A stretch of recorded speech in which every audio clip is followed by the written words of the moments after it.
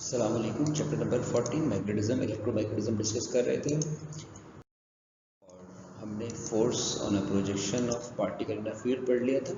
इसके अलावा current carrying conductor पे फोर्स डिटरमिन की थी, टॉर्क के बारे में डिस्कस किया था, चार्ज टू मास रेशो और motion of charge particle in a field by itself था। आज जिस टॉपिक पे हम गुफ्तगू करेंगे, इस टॉपिक का नाम है एम्पियर्स लॉ और इसके साथ में एप्लीकेशंस भी हैं, जबकि ये रिमेनिंग टॉपिक्स हैं।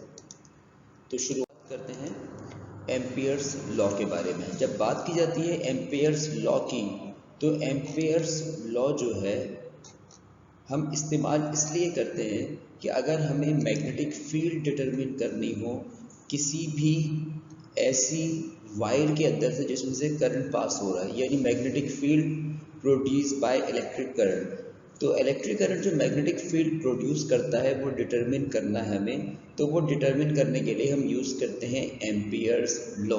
जिस तरीके से गॉस लॉ हम यूज़ करते हैं इलेक्ट्रिक फील्ड डिटरमिन करने के लिए, ठीक उसी तरीके से एम्पियर्स लॉ हम इस्तेमाल करते हैं ताकि हमें पता लग सके किसी भी कंडक्टर के अंदर से अगर करंट गुजारा जाए तो मैग्नेटिक फील्ड कितनी बनेगी।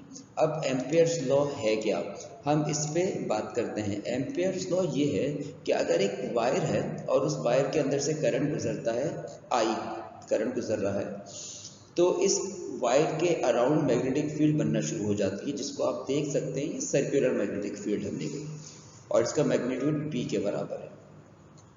तो एम्पियर्स लॉ की अगर मैथमेटिकल फॉर्म को देखा जाए तो एम्पियर्स लॉ की मैथमेटिकल फॉर्म ये होती है कि आपने जो है दो चीज़ों का प्रोडक्ट लेना होता है कि हर पॉइंट पर, यानी हर स्मॉल एलिमेंट पर या हर स्मॉल लेंथ पर मैग्नेटिक फील्ड की अमाउंट का प्रोडक्ट लेना है। स्मॉल लेंथ और मैग्नेटिक फील्ड का जो प्रोडक्ट होगा वो इक्वल होना चाहिए। किसके इक्वल होना चाहिए? Mu naught into current enclose. अब ये करंट इनक्लोज का मतलब क्या है? करंट इनक्लोज का मतलब ये है कि हम यहाँ पर जो लूप बनाते हैं वो लूप के अंदर करंट जो है गुजर रहा हो। मतलब इसका ये है कि ये एक वायर है और इस वायर में से करंट आई गुजरता है और मैं लूप यहाँ बना देता हूँ, तो मैं यहाँ पर कहूँगा there is no current enclose in that loop. इस लूप के अंदर से कोई करंट गुजर नहीं रहा। तो यहाँ पर एम्पियर्स लॉ यही है कि आपको दो चीज़ों का डॉट प्रोडक्ट लेना है। दो चीज़ें कौन है? एक तो मैग्नेटिक फील्ड है, साथ में क्या है यहाँ पर, और एक स्मॉल पार्ट की जो लेंथ होती है, इस स्मॉल पार्ट की लेंथ को आपने मल्टीप्लाई कर देना है और उनका टोटल सम कर देना है। यानी फर्स्ट स्मॉल पार्ट की लेंथ, सेकंड की लेंथ, थर्ड, फोर्थ, फाइव, इन तमाम के तमाम लूप को हम कैलकुलेट करके इनका सम कैलकुलेट करके उसको किसके इक्वल करेंगे? Mu naught into current enclose के। यही इसकी स्टेटमेंट भी है, the sum of product of tangential component, यानी सम यानी सिग्मा आ रहा है, प्रोडक्ट यानी डॉट आ रहा है, साथ में component of magnetic field. B के दो कंपोनेंट बनते हैं, एक कहलाता है बी कॉस थीटा और एक कहलाता है बी साइन थीटा। तो हमें यहाँ पे कौन सा कंपोनेंट यूज़ करना है? तो अगर ये मैग्नेटिक फील्ड है तो इस मैग्नेटिक फील्ड के दो कंपोनेंट होते हैं, एक होगा बी कॉस थीटा और एक होगा बी साइन थीटा। तो बी कॉस थीटा ये है और इसके अलावा बी साइन थीटा कुछ इस वर्टिकल फॉर्म में होता है। तो हमें वो कंपोनेंट यूज़ करना होता है मैग्नेटिक फील्ड का जो कि मैग्नेटिक फील्ड की डायरेक्शन में होगा, हम उसको यूज़ करेंगे। इसको इस तरह दोबारा समझते हैं। देखें, ये मैग्नेटिक फील्ड है जिसकी स्ट्रेंथ बी के बराबर है, जबकि यहाँ पर बी के एक कंपोनेंट को हमने नाम दे दिया बी कॉस थीटा और एक को नाम दे दिया हमने बी साइन थीटा। ये बी कॉस है और ये वाला जो कंपोनेंट है बी साइन है। हमें कौन से कंपोनेंट को यूज़ करना है? जो मैग्नेटिक फील्ड की डायरेक्शन में है, और मैग्नेटिक फील्ड की डायरेक्शन में कौन सा कंपोनेंट है?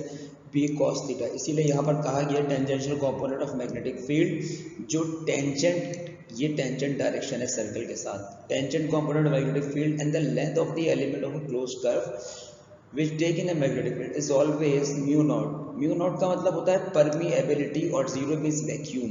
Permeability और vacuum times the current inflows in that loop.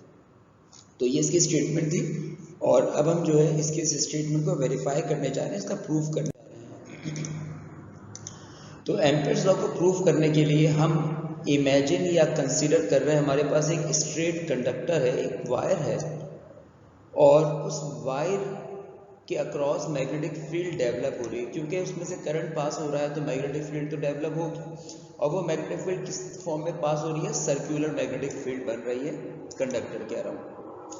अब हमने करना ये है कि उस मैग्नेटिक फील्ड के स्मॉल एलिमेंट बनाने हैं, उस पूरी मैग्नेटिक फील्ड के स्मॉल एलिमेंट बनाने और हर एलिमेंट की लेंथ को डेल्टा एल से रिप्रेजेंट करना है। मतलब इसका ये हुआ, जैसे ये एक स्मॉल एलिमेंट है, इस स्मॉल एलिमेंट की जो लेंथ है हमने इसको रिप्रेजेंट कर दिया डेल्टा एल से। ये फर्स्ट एलिमेंट हो गया। इसी तरीके से हम सेकंड एलिमेंट की बात करते हैं, तो सेकंड एलिमेंट की जो हमने कहा सेकंड एलिमेंट कुछ हमारे पास ये है और इसकी लेंथ भी डेल्टा एल के बराबर है।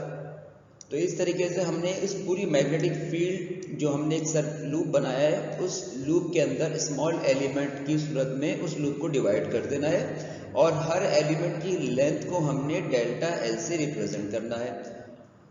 अब इसके बाद हम ये करेंगे कि इस स्मॉल एलिमेंट को मल्टीप्लाई कर देंगे बी यानी मैग्नेटिक फील्ड के कंपोनेंट के साथ। कौन से कंपोनेंट के साथ? दो कंपोनेंट होता है, एक परपेंडिकुलर कंपोनेंट होता है यहाँ पर और एक होता है टेंजेंशियल कंपोनेंट। तो हमें टेंजेंशियल कंपोनेंट से मल्टीप्लाई करना है। तो हमने यही काम करना है यहाँ पर कि मैग्नेटिक फील्ड बी को और स्मॉल एलिमेंट की जो लेंथ है डेल्टा एल, इन दोनों को मल्टीप्लाई करना है। तो डॉट जब रिमूव करेंगे हम तो हमें कॉस थीटा लिखना होता है। इसके बाद यहाँ पर जो b और डेल्टा एल है वो सेम डायरेक्शन में है, इसलिए हम यहाँ पर जो एंगल लिखने जा रहे हैं वो एंगल कितना लिखेंगे? वो एंगल 0 डिग्री लिख देंगे। तो एंगल की जगह तो 0 डिग्री आ गया। क्योंकि यहाँ पर सारे के सारे एलिमेंट की हमें बात करनी थी तो हमने यहाँ पर यूज़ करना है समेशन का साइन। तो आप देख सकते हैं कि समेशन जो है लेफ्ट साइड पर भी लिखा गया और समेशन राइट साइड पे भी लिखा गया है। क्यों? उसकी वजह, मुझे कंप्लीट कर्व की बात करनी है, कंप्लीट लूप को डिस्कस करना है, तो मैंने दोनों तरफ लिखना है सिग्मा का सिंबल, जबकि थीटा की जगह 0 लिखना है और cos 0 की वैल्यू होती है 1 के बराबर। ये करने के बाद cos 0 की जगह हमने 1 लिखा। ये करने के बाद होगा ये कि इंटू 1 करेंगे तो b डेल्टा एल आ जाएगा। क्योंकि आप देख सकते हैं कि जो सेंटर से डिस्टेंस है इस लूप का, यहाँ से देख लीजिए आप, ये डिस्टेंस देख लीजिए आप, ये डिस्टेंस देख लीजिए, सारे डिस्टेंस सेम है। इस बात को कहने का मतलब ये है कि मैग्नेटिक फील्ड का जो अमाउंट है वो हर जगह यूनिफॉर्म है। और अगर मैग्नेटिक फील्ड यूनिफॉर्म हो तो हम उसको सिग्मा साइन से पहले लिखेंगे। यानी अगर फील्ड कांस्टेंट होती है तो उस कांस्टेंट टर्म को आप सिग्मा साइन से पहले लिखते हैं और साथ में लिख दिया आपने सिग्मा साइन को डेल्टा एल के साथ। अब सिग्मा डेल्टा एल रिप्रेजेंट क्या कर रहा है? सिग्मा मीन्स यहाँ पर सम की बात की जाएगी, तमाम एलिमेंट्स का सम करना है। तमाम एलिमेंट का सम मतलब यहाँ पर क्या है? यहाँ पे फर्स्ट एलिमेंट की लेंथ डेल्टा एल, सेकंड की डेल्टा एल, थर्ड की डेल्टा एल, फोर्थ की डेल्टा एल। इसका मतलब सारे हम डेल्टा एल की लेंथ को सम कर देंगे सारे एलिमेंट्स को, तो हमें एक सर्क्यूलर पाथ मिल जाएगा। और अगर इस पूरे सर्कल का डिस्टेंस देखा जाए तो सर्कल के डिस्टेंस को सर्कमफेरेंस का नाम दिया जाता है। तो हमने सिग्मा डेल्टा एल का मतलब क्या लिखा? Circumference of the circle. और सर्कल का जो सर्कमफेरेंस होता है वो बराबर होता है 2 multiply by pi multiply by R. Circumference of circle होता है 2 पाई आर। जबकि बी का मतलब अमाउंट ऑफ मैग्नेटिक फील्ड है और बायोट सावर्ट लॉ है। बायोट सावर्ट लॉ के मुताबिक मैग्नेटिक फील्ड बराबर होती है म्यू नॉट आई के डिवाइडेड बाय 2 पाई आर। इसके बाद फर्दर सॉल्व करें हम तो 2 पाई आर डिवाइड में ये 2 पाई आर मल्टीप्लाई में, तो 2 पाई आर कैंसिल हो जाएगा और रह जाएगा म्यू नॉट आई।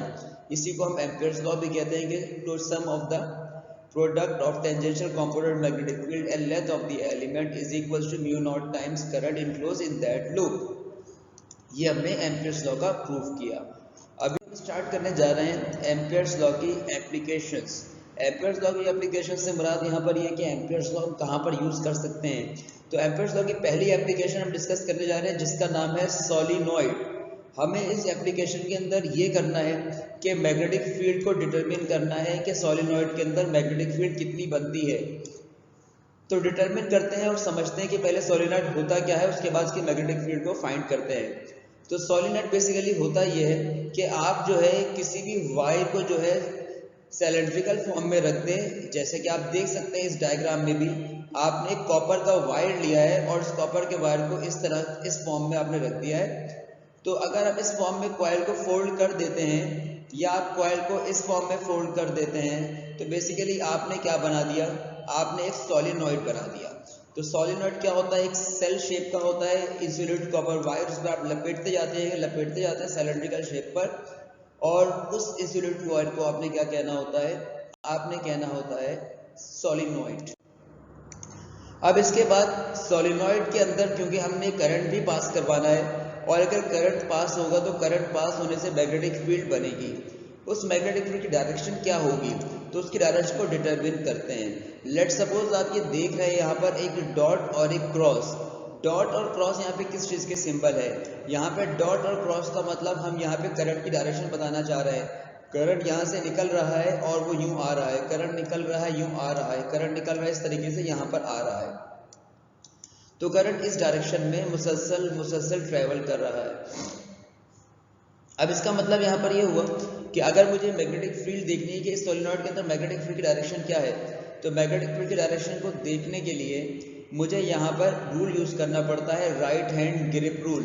अब राइट हैंड ग्रिप रूल क्या है, राइट हैंड ग्रिप रूल के मुताबिक आपने जो है अपनी फिंगर को एडजस्ट करना है, आपने ग्रिप कर लेना है सोलिनॉइड को। कैसे ग्रिप करना है आपने सोलिनॉइड को, ग्रिप आपने ऐसे करना है सोलिनॉइड को जैसे आप ये देखेंगे यहाँ पर करंट किस डायरेक्शन में जा रहा है।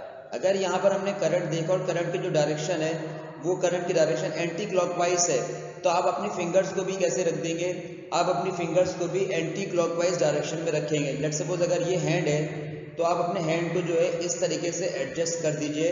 अगर आपको लगता है कि क्लॉकवाइज जा रहा है तो आप जो है यूं एडजस्ट कर दीजिए, अगर आपको लगता है एंटी क्लॉकवाइज जा रहा है तो आप यूं एडजस्ट कर दीजिए। तो एंटी क्लॉकवाइज में आपने बेसिकली करंट की बात करनी है, करंट एंटी क्लॉकवाइज, जबकि थंब इशारा क्या करेगा, थंब बताएगा नॉर्थ किस डायरेक्शन में है। आप इस डायग्राम में देख भी सकते हैं कि यहाँ पर थंब इस तरफ इशारा कर रहा है, इसका मतलब नॉर्थ इस तरफ मौजूद है। इसी तरीके से कुछ और डायग्राम है, इस डायग्राम में भी आप देख सकते हैं कि हमने फिंगर्स कैसे रखी है, हमने फिंगर्स रखी है in the direction of current flowing. तो करंट इस डायरेक्शन में जा रहा है तो फिंगर भी आपने इसी डायरेक्शन में रखा है और थंब आपका इस तरफ इशारा कर रहा है, यानी कि नॉर्थ आपका इस तरफ मौजूद है।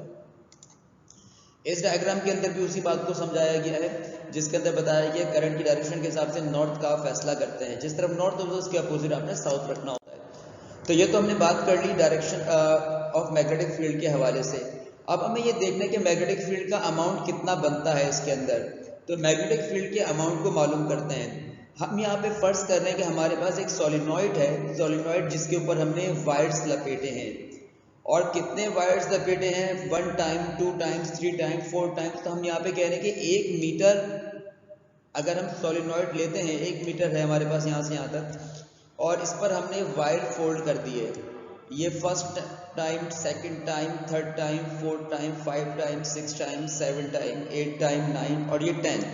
तो 1 मीटर सोलिनॉइड के ऊपर जो भी आप टर्न्स लपेटेंगे आप उन्हें कहेंगे स्मॉल एन। स्मॉल एन का मतलब नंबर ऑफ वायर फोल्डिंग, कितनी बार आपने उसको टर्न करना है 1 मीटर पर, उसको हमने स्मॉल एन से रिप्रेजेंट करना है।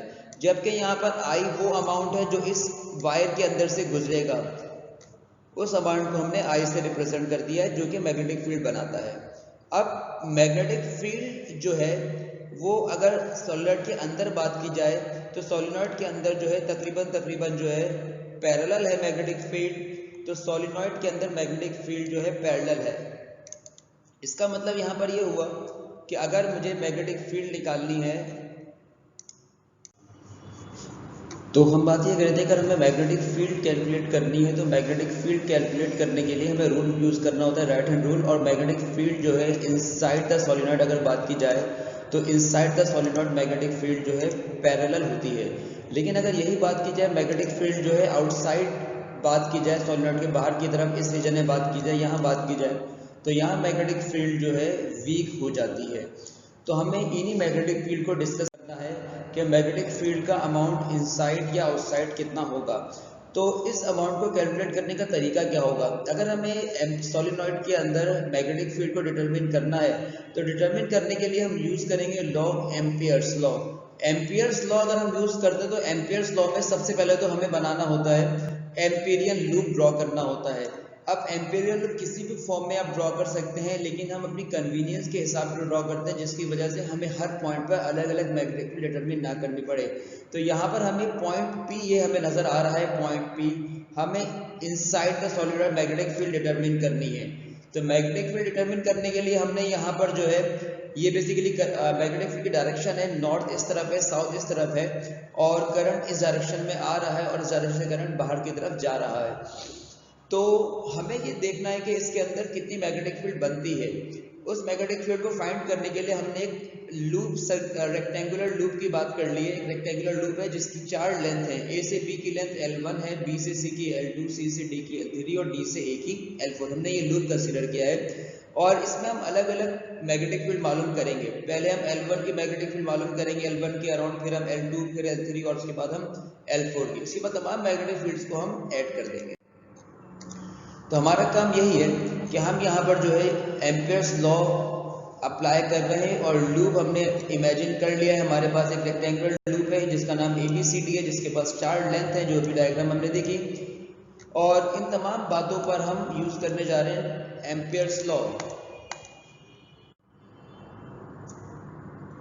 तो एम्पियर्स लॉ हम यूज करते हैं, तो एम्पियर्स लॉ के मुताबिक total magnetic field and dot product of small element length equals to mu naught into current, ये एम्पियर्स लॉ है। तो इस एम्पियर्स लॉ का हम यूज करने जा रहे हैं सोलेनॉइड के लिए। हम इस लॉ को कुछ यूं लिखने की, अगर हमें टोटल मैग्नेटिक फील्ड डिटरमिन करनी है तो हमें पहले मैग्नेटिक फील्ड मालूम करनी पड़ेगी। ए से बी तक जो लेंथ L1 है उसकी टोटल मैग्नेटिक फील्ड कितनी होगी, फिर बी से सी की, फिर सी से डी की, और उसके बाद डी से ए की मैग्नेटिक फील्ड मालूम करनी पड़ेगी। और इन सारी मैग्नेटिक फील्ड का जो सम होगा वो एम्पियर्स लॉ के मुताबिक किसके बराबर होना चाहिए, म्यू नॉट इनटू करंट के। हम लिख दिया कि सारी मैग्नेटिक फील्ड को सम करने पर आंसर क्या आना चाहिए, mu naught into current enclosed. अब फर्दर बात करते हैं इस बारे में। यहाँ पर जो है हम फाइंड करने जा रहे हैं ए और बी, यानी ये पॉइंट ए है, ये पॉइंट बी है। ए और बी के दरमियान कितनी मैग्नेटिक फील्ड बन रही है। अब इस फील्ड को जानने के लिए हमने ए और बी को स्मॉल लेंथ के अंदर ब्रेक कर देना है, यानी फर्स्ट एलिमेंट डेल्टा एल, उसके बाद second element delta L, third element delta L. इस तरीके से हमने बेशुमार एलिमेंट में ए से बी को बेशुमार स्मॉल एलिमेंट्स के अंदर ब्रेक कर देना है। यानी कि sigma B dot delta L A और बी रीजन का है। यहाँ पर ए पॉइंट से बी पॉइंट तक का डॉट हटाया तो cos थीटा लगा दिया। इसके बाद मैग्नेटिक फील्ड की डायरेक्शन भी इस तरफ है और लेंथ की डायरेक्शन भी, लेंथ भी इसी डायरेक्शन में रखी हुई है। तो इसका मतलब दोनों एक दूसरे के पैरेलल हैं, 0 डिग्री हमें यूज करना है। और cos 0 डिग्री का मतलब होता है 1, जबकि इस पूरे रीजन में मैग्नेटिक फील्ड पैरेलल भी और यूनिफॉर्म भी है, यानी कांस्टेंट है। तो इस मैग्नेटिक फील्ड को सिग्मा साइन से शुरू में लाके लिखेंगे, लिख दिया हमने शुरू में लाके। जबकि सिग्मा ए से बी तक जो टोटल लेंथ है, सिग्मा डेल्टा तो एक स्मॉल एलिमेंट था, ए से बी तक टोटल लेंथ को हमने रिप्रेजेंट किया हुआ है L1 से। तो हमने निकाल ली मैग्नेटिक फील्ड ए से बी तक की, जो कि किसके बराबर है, BL1 के बराबर है। अब इसके बाद करने जा रहे हैं ए और बी, तो हो गया हमारा बी और सी, यानी बी से लेकर सी तक कितनी मैग्नेटिक फील्ड बनती है। हम इस रीजन की बात करने जा रहे हैं। तो बी और सी में यहाँ पर ये हो रहा है कि मैग्नेटिक फील्ड तो इसी डायरेक्शन में है, लेकिन बी और सी साइड जो है वो इस तरह से रखी गई है। इट मीन्स जो एंगल इनके दरमियान वो 90 डिग्री है और cos 90 का मतलब 0 होता है। तो हम यहाँ पे cos 90 की जगह तो 0 लिखेंगे और इस तरीके से हमें पूरा आंसर जो है वो 0 मिल जाएगा। यानी ए और बी की मैग्नेटिक फील्ड तो हमें कुछ ना कुछ मिल रही थी, जो कि BL1 के बराबर थी, लेकिन बी और सी की जो मैग्नेटिक फील्ड है वो 0 के बराबर आ गई। हम कह सकते हैं यहाँ पर there is no magnetic field around L2। अब इसके बाद ए से बी हमने कंप्लीट किया, हमने बी से सी कंप्लीट किया। अभी हम कैलकुलेट करने जा रहे हैं पॉइंट सी और पॉइंट डी के हवाले से। तो सी और डी की जो लेंथ है उसको हमने L3 से रिप्रेजेंट किया, लेकिन प्रॉब्लम ये है कि सी डी जो लेंथ है ये सोलेनॉइड के बहुत दूर है, बाहर की तरफ है। इसका मतलब ये हुआ कि यहाँ पर मैग्नेटिक फील्ड बहुत ज़्यादा वीक होने वाली है। तो जब मैग्नेटिक फील्ड की वीक होगी तो वीक मैग्नेटिक फील्ड के लिए हमने लिख दिया कि बी अप्रोक्सीमेटली किसके इक्वल होगा, यहाँ पर 0 के बराबर होगा। तो बी की जगह हमने यहाँ पर 0 को यूज कर लिया। यूज करने के बाद आप जानते हैं 0 से मल्टीप्लाई होगी पूरी वैल्यू, तो पूरा आंसर क्या हो जाएगा 0। इसका मतलब ये हुआ कि बी से सी पर भी 0 आंसर था टोटल मैग्नेटिक फील्ड का, और सी से डी पर भी 0 आंसर था टोटल मैग्नेटिक फील्ड का। इसके बाद सी से डी के बाद हम डी और ए को डिस्कस करने जा रहे हैं। तो डी से ए तक की मैग्नेटिक फील्ड को डिस्कस करते हैं। अगेन डी ए जो है वो यूं है और मैग्नेटिक फील्ड इस डायरेक्शन में, तो इसका मतलब यहाँ पर एंगल 90 डिग्री है। तो हमें यहाँ पर अगेन cos 90 लिखना है, और cos 90 की वैल्यू क्या होती है 0 के बराबर। तो इसका मतलब हमें cos 90 0 मिला, और सी और डी की मैग्नेटिक सी से डी तक की मैग्नेटिक फील्ड ए से डी से ए तक की मैग्नेटिक फील्ड भी हमें कितनी मिल गई, डी से ए तक की मैग्नेटिक फील्ड भी हमें 0 के बराबर मिल गई। यानी डी पॉइंट से ए पॉइंट की मैग्नेटिक फील्ड हमें 0 मिली। तो देखा जाए तो यहाँ पर जो है हमें सिर्फ एक ही तरफ मैग्नेटिक फील्ड मिलती है, वो इस साइड से सोलेनॉइड जो कि BL1 है, बाकी बी से सी भी 0, सी से डी भी 0 और डी से ए भी 0। अब हम इस सारी मैग्नेटिक फील्ड को जो है टोटल कर देते हैं, सम कर देते हैं। तो सम करते हैं मैग्नेटिक फील्ड का, और ये हमारा फॉर्मूला है ए से बी की मैग्नेटिक फील्ड प्लस बी से सी की, सी से डी की और डी से ए की मैग्नेटिक फील्ड। तो हम जानते हैं ए से बी की मैग्नेटिक फील्ड तो BL1 थी, जबकि बाकी मैग्नेटिक फील्ड जितनी भी हमने कैलकुलेट की थी वो आंसर्स हमें 0 दे रही थी। तो हमने यहाँ पर 0 लिखा और साथ में लिख दिया mu naught current enclose. Equation number 1 है हमारी। 0 को ऐड करने में फर्क पड़ा नहीं यहाँ पर, तो रह गया BL1 equal to mu naught into I enclosed. अब आई इनक्लोज का मतलब यहाँ पर क्या है, आई इनक्लोज का मतलब ये है कि करंट जो गुजर रहा है वो कितने टाइम्स यहाँ पर गुजर रहा है। हमने एम्पीरियल लूप अंदर रखा है, ये L1 साइड है हमारे पास, और इस L1 साइड पर हमने यहाँ पर नंबर ऑफ टर्न्स बनाए हैं, ये नंबर ऑफ टर्न्स हैं। अगर यहाँ पर करंट 1 टाइम गुजरता है तो हम लिखेंगे 1i, करंट 2 टाइम गुजरता है 2i, 3i, 4i। हमारे पास कितने नंबर ऑफ टर्न्स यहाँ पे मौजूद हैं, जितने भी नंबर ऑफ टर्न्स होंगे हमारे पास हम उसके साथ लिख देंगे इन 2 कर, यानी अगर 20 टर्न्स तो 20i लिख देंगे, 50 टर्न्स तो 50i लिख देंगे। तो आई इनक्लोज का मतलब तो हो गया ni। अब n का मतलब नंबर ऑफ टर्न्स है। नंबर ऑफ टर्न्स कैसे कैलकुलेट करते हैं, तो नंबर ऑफ टर्न्स का फॉर्मूला होता है स्मॉल a इंटू L1। स्मॉल n का मतलब number of turns per metre into length of the solenoid. तो हमने स्मॉल n की जगह लिख देना है NL1। NL1 लिखने के बाद हमें आई इनक्लोज का फॉर्मूला मिला। अब इक्वेशन नंबर 1 में जहां पर हमें आई इनक्लोज चाहिए था, ये आई इनक्लोज इक्वेशन नंबर 2 के हवाले से अगर देखा जाए तो ये आई इनक्लोज जो हमें चाहिए, इस आई इनक्लोज की जगह पर हम लिख देंगे यहाँ पर NL1i, आई इनक्लोज की जगह पर लिख देंगे NL1i। अब इसके बाद L1 लेफ्ट साइड पर भी और L1 राइट साइड पर भी है, तो L1 और L1 कैंसिल हो गया और हमें आंसर मिल गया B is equal to mu naught small n into I. B means magnetic field, mu naught का मतलब परमिएबिलिटी ऑफ वैक्यूम, और n का मतलब number of turns per metre, और i का मतलब कितना करंट उसमें से गुजर रहा है। अब हम ये करने जा रहे हैं कि इस टॉपिक के हवाले से जो न्यूमेरिकल है वो समझते हैं। तो अभी हम एक न्यूमेरिकल समझ रहे हैं जिसका ताल्लुक एम्पियर्स लॉ की एप्लीकेशन सोलेनॉइड के साथ है। तो हमारे पास कहा जा रहा है हमसे कि हमारे पास एक सोलेनॉइड है जिसके पास कितने टर्न्स हैं, 100 टर्न्स हैं। तो 100 टर्न्स यानी n की वैल्यू आ गई 100 टर्न्स, और लेंथ कितनी है हमारे पास 20 सेंटीमीटर, तो L की वैल्यू आ गई 20 centimetre. Find the magnetic induction यानी मैग्नेटिक फील्ड मालूम करने को कहा जा रहा है हमसे। B की वैल्यू मालूम करनी है at the centre of the solenoid, और सोलेनॉइड में से कितना करंट गुजर रहा है, तो सोलेनॉइड में से करंट गुजर रहा है I। जबकि व्हाट इज द फ्लक्स, हमें यहाँ पे फ्लक्स भी कैलकुलेट करने को कहा गया है कि कितना फ्लक्स बनेगा यानी phi at this point if the diameter of the solenoid 4 centimetre. अगर सोलेनॉइड का डायमीटर कितना हो 4 सेंटीमीटर को, तो बताइए उसका फ्लक्स क्या होगा। तो क्वेश्चन के अंदर नंबर ऑफ टर्न्स गिवन है, हमें लेंथ गिवन है सेंटीमीटर में, जिसको डिवाइड बाय 100 करेंगे, 20 डिवाइड बाय 100 तो 0.2 आ जाएगा। करंट सोलेनॉइड में से 2 एम्पियर का पास हो रहा था, जबकि डायमीटर 4 सेंटीमीटर है, और डायमीटर से अगर रेडियस फाइंड करना हो तो आप उसको डिवाइड बाय 2 कर देते हैं, तो 4 डिवाइड बाय 2 यानी कि 2 सेंटीमीटर आएगा। जबकि म्यू नॉट की वैल्यू होती है 4 पाई 10⁻⁷ वेबर पर एम्पियर मीटर। तो ये हमारा डेटा का हिस्सा कंप्लीट हो गया। अब हम इसको सॉल्व करते हैं। क्वेश्चन की रिक्वायरमेंट तो वही है जो पिछले में डिस्कस की थी कि हमें बी फाइंड करना है मैग्नेटिक, और इसके अलावा फ्लक्स फाइंड करना है। क्वेश्चन के सोल्यूशन पर आते हैं। क्वेश्चन के सोल्यूशन के अंदर हमें मालूम क्या करना है, मैग्नेटिक फील्ड मालूम करनी है। सोलेनॉइड का फॉर्मूला क्या होता है मैग्नेटिक फील्ड का, B बराबर है mu not an I. Mu naught permeability of vacuum होता है, N means number of turns और I मींस करंट होता है। तो यहाँ पर हमें फाइंड करना है मैग्नेटिक फील्ड ऑफ इंडक्शन यानी मैग्नेटिक फील्ड B।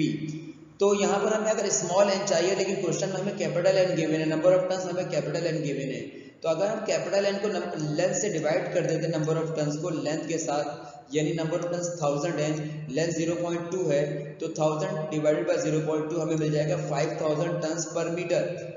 तो ये हमें स्मॉल n की वैल्यू मिल गई। स्मॉल n और कैपिटल n में डिफरेंस क्या होता है, स्मॉल n का मतलब होता है number of turns in unit length. 1 metre solenoid के ऊपर कितने नंबर ऑफ टर्न्स मौजूद हैं, इसको हम स्मॉल n कहते हैं। अब वैल्यूज को यहाँ पे सब्स्टिट्यूट करने की बारी है। म्यू नॉट की वैल्यू है 4 pi 10⁻⁻⁷। Number of turns per unit metre 5000 है और करंट यहाँ पर 2 एम्पियर गुजर रहा है। अब इन सबको हमने मल्टीप्लाई करना है। पाई की जगह 3.142 लिखा और मल्टीप्लाई करने पे जवाब मिल गया 0.01256 और टी यानी टेस्ला। टेस्ला मैग्नेटिक फील्ड का यूनिट होता है। तो हमने यहाँ पर सोलेनॉइड की मैग्नेटिक फील्ड मालूम कर ली और वो कितनी बन रही है 0.01256 टेस्ला। इसी क्वेश्चन के अंदर हमसे एक और रिक्वायरमेंट पूछी गई है। वो रिक्वायरमेंट ये है कि बताइए कि यहाँ पे फ्लक्स कितना होगा। तो फ्लक्स का फॉर्मूला क्या होता है, फ्लक्स का फॉर्मूला होता है मैग्नेटिक फील्ड और प्रोडक्ट लेना होता है हमें, यानी दो चीज़ों का प्रोडक्ट लेना है, बी का और साथ में किसका प्रोडक्ट लेना है हमें, ए का। ए मीन्स एरिया। अब एरिया क्या, क्योंकि सोलेनॉइड सर्कुलर होता है तो सर्कुलर का एरिया, सर्कल का एरिया निकालने का फॉर्मूला होता है area is equal to pi R square. तो हम इस तरीके से एरिया निकाल सकते हैं पाई इंटू आर स्क्वायर से। आर मीन्स रेडियस है और बी मैग्नेटिक फील्ड है। और मैग्नेटिक फील्ड कितनी फाइंड की हमने 0.01256। ये मैग्नेटिक फील्ड का अमाउंट हम लिख देंगे, जबकि रेडियस की वैल्यू क्वेश्चन में हमें गिवन थी। बेसिकली क्वेश्चन में तो हमें डायमीटर गिवन था, हमने उस डायमीटर से रेडियस मालूम किया था और वो डायमीटर बेसिकली 4 सेंटीमीटर था। 4 डिवाइड बाय 2 किया तो हमें 2 सेंटीमीटर मिला, डिवाइड बाय 100 करने पर 0.02 हमें रेडियस मिला। तो रेडियस की वैल्यू 0.02 लिख दी लाकर, जबकि मैग्नेटिक फील्ड की वैल्यू 0.01256 है, पाई की वैल्यू 3.142 होती है। अब हमने इन तमाम चीज़ों को मल्टीप्लाई किया तो मल्टीप्लाई करने पर हमें मिला फ्लक्स, और फ्लक्स मिला जो हमें मिला यहाँ पर, उस फ्लक्स की वैल्यू मिली हमें 1.58 10⁻⁻⁵ WV मतलब वेबर होता है। तो ये तो हमने अमाउंट ऑफ फ्लक्स को मालूम किया। अमाउंट ऑफ फ्लक्स कितना मिला 1.58 10⁻⁻5 वेबर। हमने इस लेक्चर के अंदर डिस्कस किया एम्पियर्स लॉ, और एम्पियर्स लॉ के अंदर हमने क्या क्या चीज़ें डिस्कस कर ली। एम्पियर्स लॉ होता क्या है, एम्पियर्स लॉ ये होता है कि अगर किसी वायर में से, कंडक्टर के अंदर से करंट गुजर रहा हो तो वो करंट कितनी मैग्नेटिक फील्ड बनाता है, हमने कहा वो बनाता है mu naught times into current enclose, और इसी को हमने एम्पियर्स लॉ कहा। यानी टोटल मैग्नेटिक फील्ड जो होती है स्मॉल एलिमेंट डेल्टा एल के हवाले से, वो होती है mu naught times into current. इसके बाद फिर हमने एम्पियर्स लॉ की एप्लीकेशन डिस्कस की, और एम्पियर जो पहली एप्लीकेशन में डिस्कस किया हम सोलेनॉइड था। सोलेनॉइड क्या होता है कि अगर हम किसी भी जो है सिलेंड्रिकल शेप के ऊपर वायर्स लपेट दें और वायर्स लपेटने के बाद उसमें से करंट गुजार दें तो हम उसे कहेंगे कि हमने क्या बना लिया, यहाँ पर हमने उसे एक सोलेनॉइड बना लिया। तो सोलेनॉइड बेसिकली क्या था, सोलेनॉइड एक कॉपर वायर किसी भी आप सिलेंड्रिकल शेप पर लपेट दें, आप इसे सोलेनॉइड कहेंगे। इसके बाद हमने एम्पियर्स लॉ को यूज़ करते हुए इस सोलेनॉइड के अंदर कितनी मैग्नेटिक फील्ड बनती है उसको कैलकुलेट किया। तो इसके अंदर से कितनी मैग्नेटिक फील्ड बन रही है, तो वो थी B is equal to mu naught into number of turns into current. यहाँ पर स्मॉल n का मतलब नंबर ऑफ टर्न्स है, लेकिन साथ में एक एडिशन ये भी है कि नंबर ऑफ टर्न्स जरूर है, लेकिन ये नंबर ऑफ टर्न्स कितने बड़े सोलेनॉइड के हैं। तो हमने यहाँ पर सोलेनॉइड को डिवाइड कर देना। हमारे पास अगर सोलेनॉइड 50 मीटर का सोलेनॉइड मौजूद है हमारे पास, और उस 50 मीटर के अंदर हमारे पास लेट सपोज 5000 टर्न्स मौजूद हैं, यानी हमारे पास ये 50 मीटर का सॉलिड है। इस तरह से हमने नंबर ऑफ टर्न्स लिखे हैं तो 55,000 हमारे पास टर्न्स हैं, और लेंथ कितनी है 50 मीटर है। तो यहाँ पर ये तो हो गई लेंथ ऑफ द सोलेनॉइड, ये हो गया नंबर ऑफ टर्न्स 5000। अब मुझे ये बताना है कि 1 मीटर के ऊपर कितने नंबर ऑफ टर्न्स होंगे इसमें, तो मुझे 5000 को डिवाइड करना है 50 से। तो 5000 डिवाइडेड बाय जब 50 करेंगे तो हमें जवाब मिलेगा 5000 डिवाइडेड बाय 50, यानी कि 0 और 0 कैंसिल हो गया, और 5 1 ज़ा 5 यानी कि 100, यानी 100 आपको मिल गया यहाँ पर कि 100 टन्स होंगे किसमें, पर मीटर में। तो ये जो 100 टन पर मीटर है इसको आपने रिप्रेजेंट करना है स्मॉल n से। तो स्मॉल n का मतलब number of turns in unit metre. तो अपने इस लेक्चर को हम यही वाइंड अप करते हैं, इंशाल्लाह नेक्स्ट लेक्चर के अंदर मुलाकात होती है।